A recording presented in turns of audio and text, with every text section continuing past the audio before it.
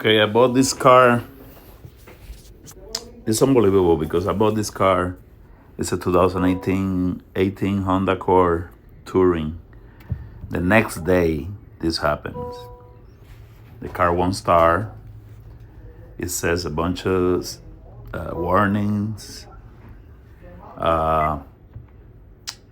It says transmission problem. It says a bunch of things. It scared me. Because the next day, I only enjoyed the car for one day.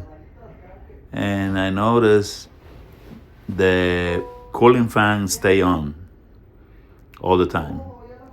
The battery drained. So I had to take the car to the shop and everything.